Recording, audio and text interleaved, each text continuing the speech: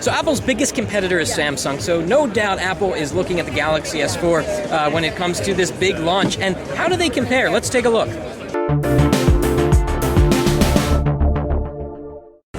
So we've got very different design philosophies here. We've got metal on the back on the iPhone and plastic on the back on the Galaxy S4. And the Galaxy S4 is thinner than it's ever been, but not enough to beat the iPhone. If we put them down on the table, the iPhone is like half a millimeter thinner.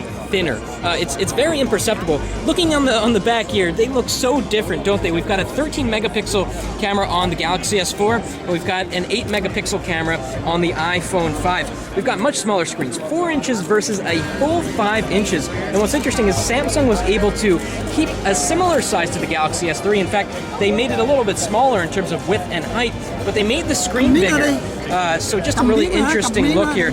We're going to turn on both devices. We're at maximum screen brightness on both. We've got AMOLED screen technology here on the Galaxy S4, and of course LCD technology. So LCD gives you that crazy bright white, right? So we're going to go into the browser and try to get some whites on the screen. And as you can see, the whites, I don't know what page this is, the white is much whiter on the iPhone 5 compared to the Galaxy S4, just because that's the way that this is the way the pixel crumbles. That's the way the pixel crumbles. So, but if we take a look, if we put on the notification shade and we try to compare the black here of the black on the iPhone, the iPhone comes pretty close. It's a little bit more washed out on the iPhone because it's not AMOLED.